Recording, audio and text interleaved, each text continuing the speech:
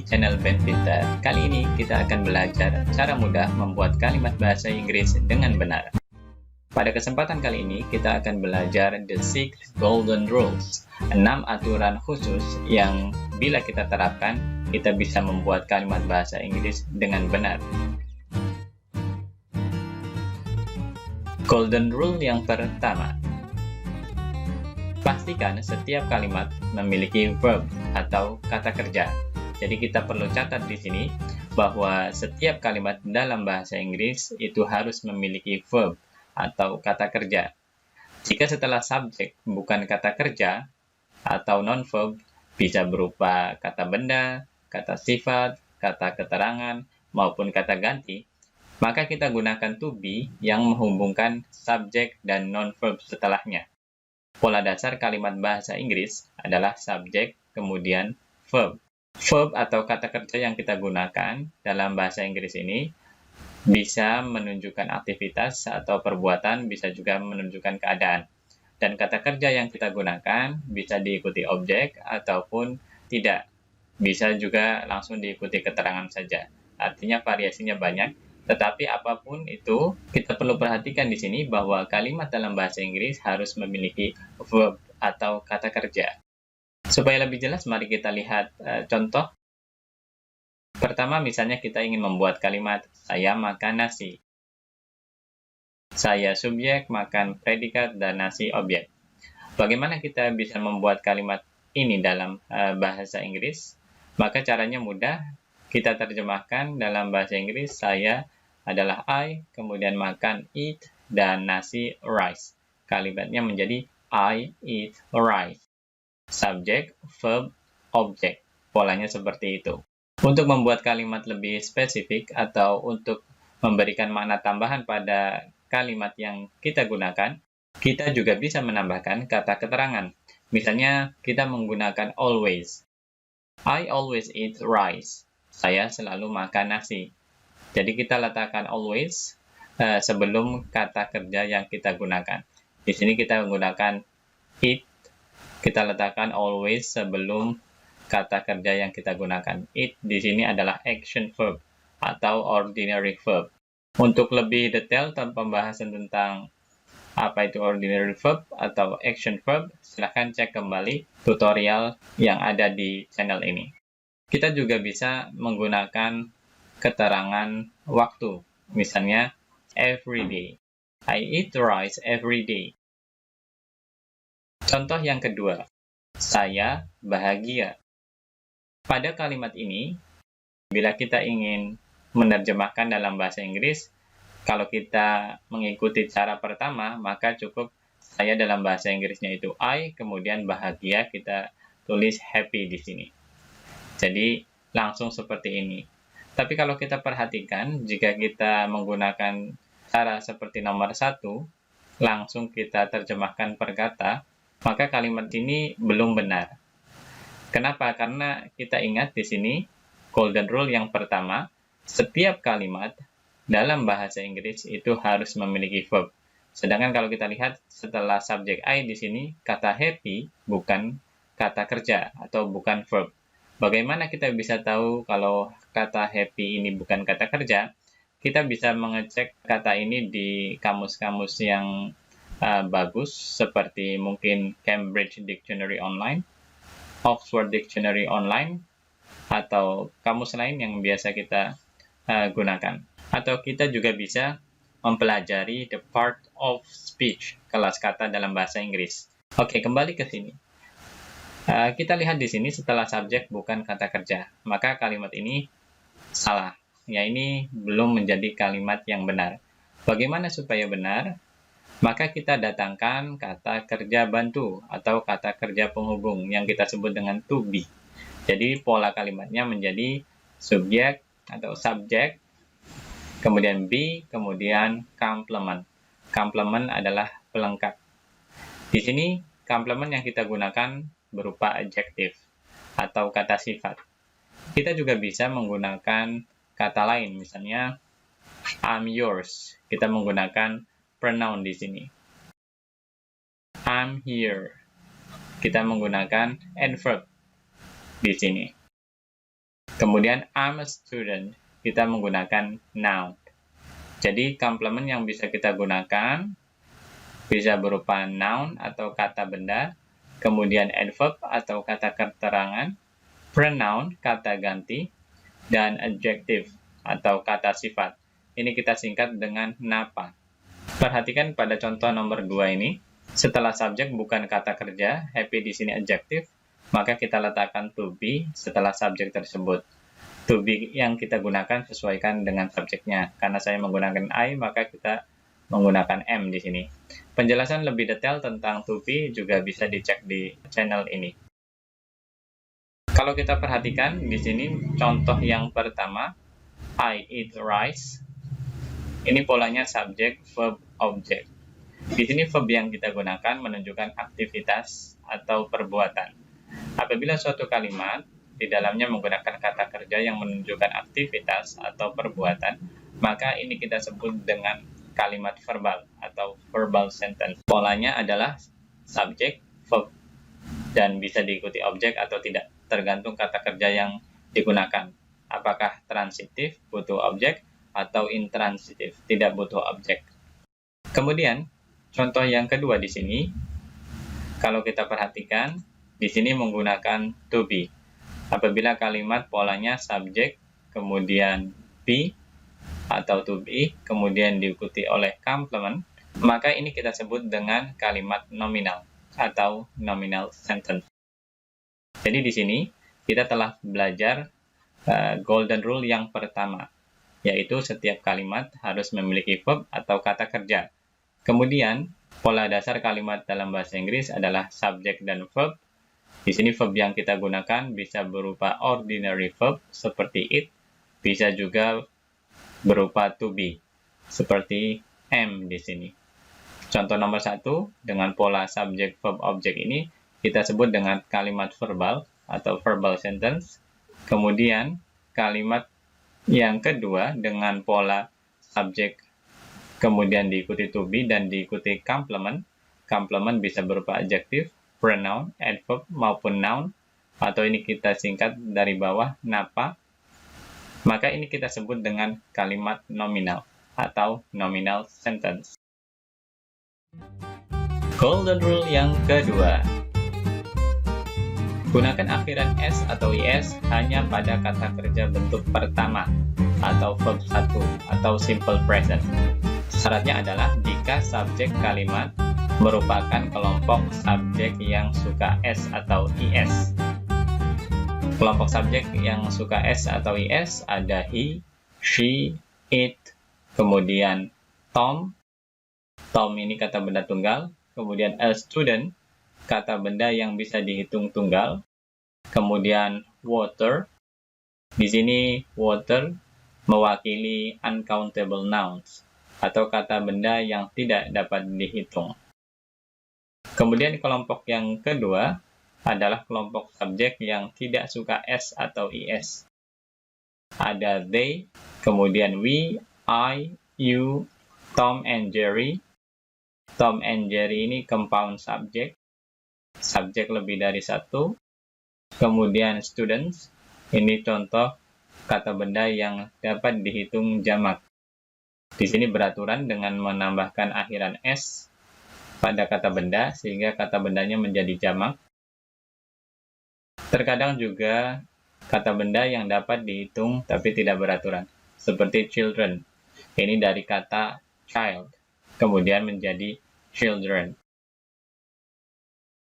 Kita perlu catat di sini bahwa maksud dari suka S dan tidak suka S di sini berkaitan dengan auxiliary atau kata bantu yang digunakan. Misalnya, kita tahu dalam bahasa Inggris ada kata bantu seperti have atau has. Maka kelompok yang suka S otomatis pakai has. Kemudian ada do dan does.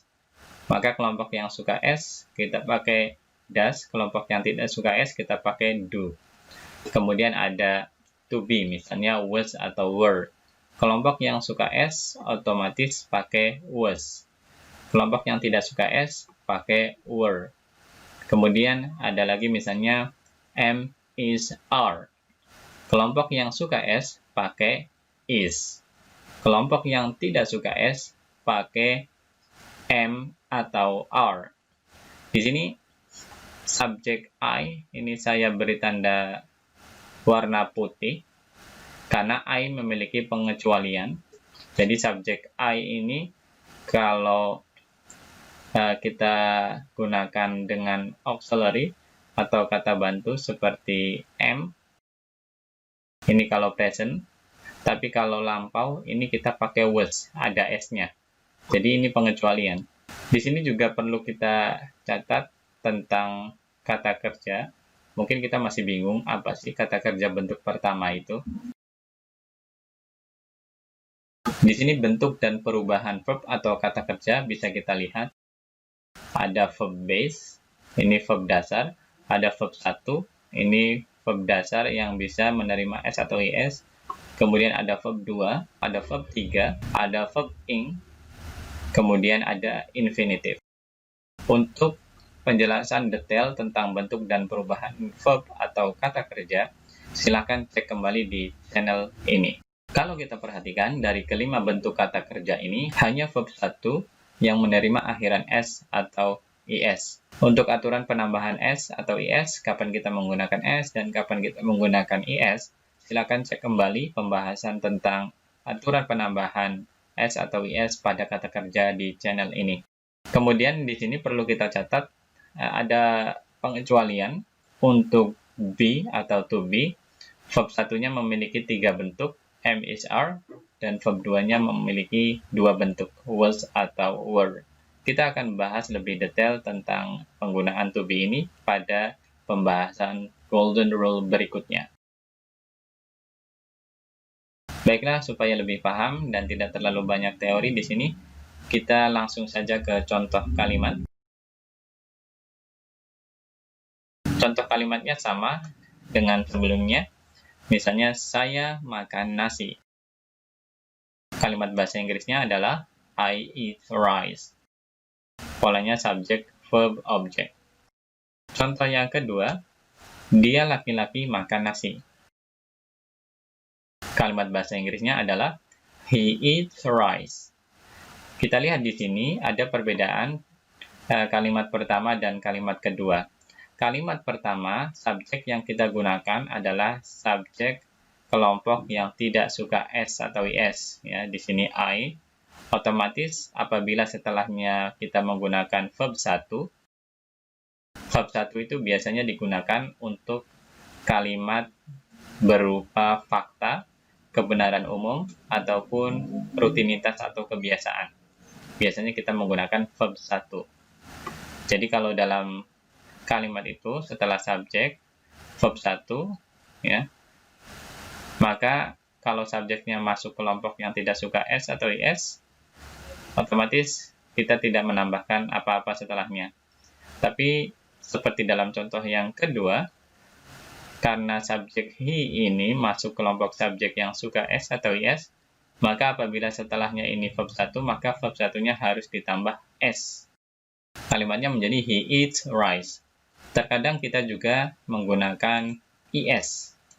Misalnya, he kisses his mother's hand. Di sini kita menggunakan IS. Sekali lagi, untuk aturan penambahan S dan IS, silakan cek kembali di channel ini. Saya sudah buat tutorialnya tentang aturan penambahan S dan IS pada kata kerja. Tetapi apabila kata kerja yang kita gunakan bukan verb 1, maka kita tidak menambahkan S atau IS, meskipun subjeknya masuk kelompok yang suka S atau IS. Misalnya, he ate rice last night. Di sini, meskipun subjeknya he, tapi setelahnya verb 2, ini ate dari kata eat, ate, eaten, maka kita tidak menambahkan akhiran S. Begitu juga contoh berikutnya, he kissed his mother's hand yesterday. Jadi di sini tidak menggunakan akhiran S atau IS, karena bukan verb 1. Jadi kesimpulannya untuk golden rule yang kedua ini, kita perlu perhatikan bahwa akhiran S atau IS itu hanya kita gunakan pada kata kerja bentuk pertama, apabila subjeknya itu masuk kelompok subjek yang suka S atau IS, yaitu he, she, it, Tom, a student, atau water. Apabila kata kerja yang kita gunakan itu bukan verb 1, misalnya verb 2 di sini, maka kita tidak perlu menggunakan akhiran S atau IS setelah kata kerja yang kita gunakan. Demikian pembahasan Golden Rule yang kedua. Selanjutnya mari kita ke Golden Rule yang ketiga. Golden Rule yang ketiga, gunakan to be yang sesuai dengan subjeknya. Jadi kita perlu perhatikan bahwa to be yang kita gunakan harus sesuai dengan subjeknya. Misalnya ada to be is atau was, maka ini untuk kelompok subjek he, she, it, Tom, a student, dan water. Adapun to be am, was, ini kita gunakan untuk I, dan to be are atau were, ini kita gunakan untuk subjek they, we, you, Tom, and Jerry, students, dan children. Is, am, are, ini kita gunakan dalam bentuk present. Kemudian was atau were, kita gunakan dalam bentuk past. Supaya lebih jelas, perhatikan contoh kalimat berikut. Kalimat yang pertama yang menggunakan is atau was. He is here now. Ini bentuk present, bentuk sekarang, maka kita gunakan is. Subjeknya he. Kita perhatikan setelah subjek ini bukan kata kerja ya. Di sini here, otomatis seperti golden rule yang pertama, karena setelah subjek bukan kata kerja, maka kita gunakan to be di sini. To be-nya sesuaikan dengan subjeknya. Subjeknya di sini kita pakai he, otomatis to be-nya kita pakai is. Ini kalau present. Kalau bentuk lampau, misalnya he was here yesterday. Dia kemarin di sini. Ini kita pakai was. Jadi kita tidak pakai is, tapi pakai was. Contoh selanjutnya, I'm at home on Sundays. Kita lihat di sini setelah subjek bukan kata kerja, yaitu at home, maka kita datangkan to be di sini. To be sesuaikan dengan subjeknya. Di sini bentuk present, ada time signal on Sundays. Ini maknanya sama dengan every Sunday, setiap hari Minggu, menunjukkan rutinitas atau kebiasaan. Kalau kalimatnya bentuk lampau, misalnya I was at home last night, nah ini kita memakai was, ya, tidak memakai am, karena last night, tadi malam. Contoh berikutnya, they are ill at the moment. Mereka sekarang ini sedang sakit. Kita perhatikan setelah they ini ill adjective, maka kita pakai to be. To be-nya are karena subjeknya they. Tetapi bila kita menggunakan kalimat dalam bentuk past, to be yang kita gunakan bukan are tapi were. Misalnya, they were ill last week. Mereka sakit minggu kemarin. Kesimpulan untuk golden rule yang ketiga ini, kita perlu catat bahwa to be yang kita gunakan itu harus sesuai dengan subjeknya.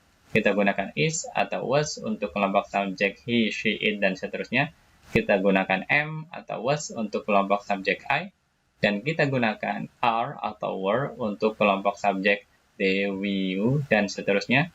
Dan penggunaan is, am, are ini untuk bentuk present atau sekarang, biasanya berupa kebiasaan atau sedang terjadi, atau juga bisa berupa fakta atau kebenaran yang sifatnya umum.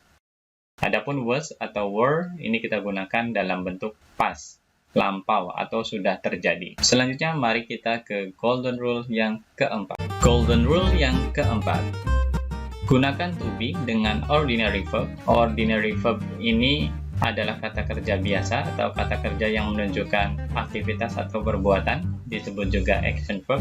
Gunakan to be dengan ordinary verb hanya pada kalimat continuous. Ini kalimat yang sedang terjadi atau aktivitas yang sedang berlangsung.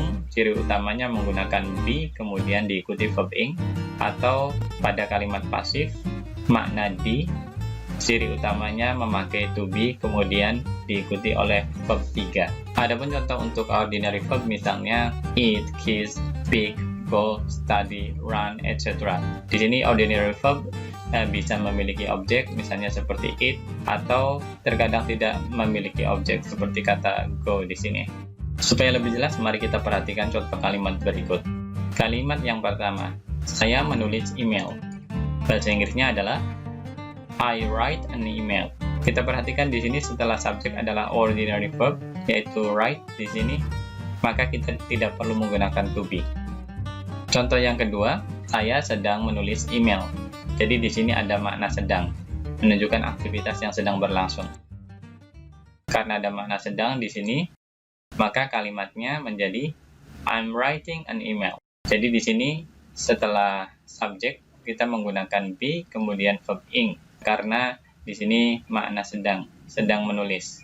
Bentuk continuous dengan pola utamanya adalah be kemudian diikuti verb ing. Jadi berbeda dengan contoh kalimat pertama tidak menggunakan to be. Ini aturan dasarnya, kalau setelah subjek kata kerja, maka kita tidak menggunakan to be. Tetapi kita boleh menggunakan to be bila kita menginginkan makna tambahan pada kata kerja tersebut. Ya, jadi tidak hanya sekedar menulis, tapi sedang menulis. Maka kita gunakan to be di sini. Dengan catatan setelahnya adalah verb ing. Contoh yang ketiga, email itu ditulis tadi malam. Bahasa Inggrisnya adalah The email was written last night. Jadi polanya di sini setelah subjek menggunakan be kemudian verb 3. Karena ini maknanya pasif, ditulis. Maka bahasa Inggrisnya was written. Di sini kita menggunakan was karena subjeknya email, tunggal. Kita tidak menggunakan is di sini karena ada time signal atau keterangan waktu last night, tadi malam. Bentuk past. Jadi kalau bentuk past kita seperti golden rule yang sebelumnya, kita menggunakan was, bukan menggunakan is. Jadi kesimpulan untuk golden rule yang keempat ini, kita perlu catat bahwa kita boleh menggunakan to be bersama ordinary verb dengan catatan verb yang kita gunakan itu dalam dua bentuk, yaitu continuous, polanya be plus verb ing seperti am writing di sini, atau dalam bentuk pasif, makna di, seperti ditulis di sini, bentuk dasarnya adalah be plus verb 3, seperti was written. Selanjutnya mari kita ke golden rule yang kelima. Golden rule yang kelima. Gunakan modal auxiliary dengan memperhatikan dua hal berikut. Modal auxiliary ini kata bantu modal. Contohnya seperti will, can, may, might, dan seterusnya. Silakan cek kembali penjelasan tentang modal auxiliary pada bagian part of speech kata kerja. Silakan cek di channel ini. Apabila kita menggunakan modal auxiliary dalam sebuah kalimat, maka kita perlu memperhatikan dua hal berikut. Modal tidak menerima akhiran s atau is. Kemudian, modal selalu diikuti oleh verb base, kata kerja bentuk dasar. Contohnya, Tom akan menulis email. Di sini kata akan adalah modal. Dalam bahasa Inggris, akan bahasa Inggrisnya adalah will. Jadi kalimatnya menjadi Tom will write an email. Pada golden rule sebelumnya kita ingat bahwa apabila subjek yang kita gunakan itu masuk kelompok yang suka S, di sini Tom kan kelompok yang suka S, maka kata kerja yang kita gunakan itu kita tambahkan akhiran S atau IS. Tetapi karena di sini menggunakan will ini kata bantu modal, maka kita tidak perlu menggunakan akhiran S atau IS. Dan setelah modal ini, seperti kata write, ini kita gunakan verb base, kata kerja bentuk dasar tanpa imbuhan apapun. Jadi kalau kita menggunakan S, misalnya, karena subjeknya Tom, maka kita gunakan S di sini, maka ini salah. Atau kita tambahkan S-nya pada kata kerja yang kita gunakan, seperti writes, pada ordinary verb yang kita gunakan, maka ini juga salah. Atau kita menggunakan infinitive setelah modal. Ini juga salah. Karena kita perlu catat di sini, modal tidak menerima akhiran S atau IS. Kemudian, modal selalu diikuti oleh verb base. Tidak boleh diikuti oleh infinitive. Kalau kita menggunakan to be, misalnya, to be yang kita gunakan juga harus to be bentuk dasar, yaitu be. Misalnya, Tom will be at home tomorrow. Tom akan berada di rumah besok. Jadi setelah will di sini bukan kata kerja, maka kita gunakan to be, dan to be yang kita gunakan adalah to be bentuk dasar, karena terletak setelah modal auxiliary will di sini. To be bentuk dasar adalah be. Bila kita membuat kalimat ini, misalnya kita berpikir subjeknya kan Tom. Tom itu kan masuk kelompok yang suka S. Kalau menggunakan to be, maka to be yang digunakan is atau was kalau lampau. Kalau kita gunakan is di sini salah ya. Is ini bentuk verb 1 bukan bentuk dasar. Jadi setelah will kita gunakan be, seperti contoh sebelumnya ini. Kesimpulannya, untuk golden rule yang kelima ini, intinya kalau kita pakai modal dalam sebuah kalimat, maka modal yang kita gunakan tidak boleh berakhiran S atau IS apapun subjeknya, meskipun subjeknya kelompok subjek yang suka S atau IS, dan setelah modal yang kita gunakan itu harus diikuti oleh verb base atau kata kerja bentuk dasar. Tidak boleh kita tambahkan akhiran S atau IS, juga tidak boleh kita awali dengan to, seperti ini. Demikian pembahasan tentang golden rule yang kelima. Mari kita ke golden rule yang terakhir, golden rule number 6. Golden rule yang keenam. Gunakan auxiliary have, has, atau had hanya dengan verb 3. Jadi polanya, setelah auxiliary have, has, atau had diikuti oleh verb 3. Untuk kelompok subjek yang suka S atau IS, maka kita gunakan has. Untuk kelompok subjek yang tidak suka S atau IS, kita gunakan have. Adapun had, ini kita gunakan untuk semua subjek. Contoh kalimat misalnya, Novi sudah makan. Novi ini masuk kelompok subjek yang suka S atau IS, karena sama dengan Tom, kata benda tunggal. Maka kalimatnya menjadi Novi has eaten. Jadi setelah has, ini kita gunakan verb 3. Kita tidak menggunakan have karena Novi ini masuk kelompok subjek yang suka S atau IS. Kalau subjeknya kita ganti they, maka kita gunakan have. They have eaten. Ingat setelah have harus verb 3 di sini. Adapun untuk penggunaan had ini untuk semua subjek. Misalnya Novi atau they had eaten. Setelah had sama harus diikuti oleh verb 3. Had ini digunakan untuk konteks lampau. Misalnya ada dua peristiwa atau kejadian di masa lampau, maka peristiwa yang terjadi lebih dulu ini kita bentuk dengan menggunakan auxiliary had. Adapun peristiwa yang terjadi kemudian, ini kita gunakan verb 2. Adapun informasi lebih detail tentang had ini akan saya bahas pada topik tersendiri, yaitu topik tenses. Bagaimana kalau kita menggunakan to be dengan have atau has misalnya? Maka to be yang kita gunakan juga harus to be bentuk ketiga, ya, yaitu been, bukan am is are ataupun was were, tapi been, to be bentuk ketiga, karena terletak setelah auxiliary have atau has atau had. Kalimatnya misalnya, Novi has been here for an hour. Novi sudah berada di sini selama 1 jam. Setelah auxiliary has, ini bukan kata kerja, maka kita gunakan to be. To be yang kita gunakan, karena terletak setelah has, maka to be bentuk ketiga, yaitu been. Jadi kesimpulannya untuk golden rule yang keenam ini, apabila kita menggunakan auxiliary have, has, atau had dengan kata kerja, maka pastikan kata kerja setelahnya itu dalam bentuk verb 3. Kalau kita gunakan to be, kita juga memakai to be bentuk ketiga, yaitu been. Selanjutnya mari kita ke latihan pembentukan kalimat dalam bahasa Inggris. Yang pertama, misalnya kita ingin membuat kalimat Jane biasanya bangun jam 4. Kita perlu catat di sini sebelum kita terjemahkan dalam bahasa Inggris. Setelah subjek di sini, kita menggunakan kata kerja yang menunjukkan perbuatan, yaitu bangun di sini. Sebelumnya diikuti oleh keterangan. Maka kalimat bahasa Inggrisnya adalah Jane usually gets up at 4 o'clock.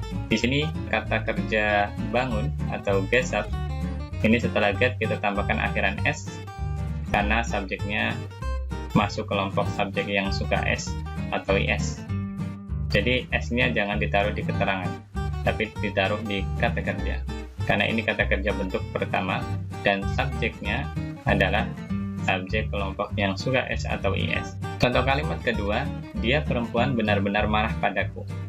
Kita lihat di sini setelah subjek dia di sini, kata marah ini dalam bahasa Inggris bukan masuk kategori kata kerja. Jadi nanti di sini kita perlu mendatangkan to be setelah subjek yang kita gunakan.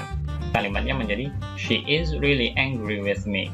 Di sini kita gunakan is karena subjeknya she.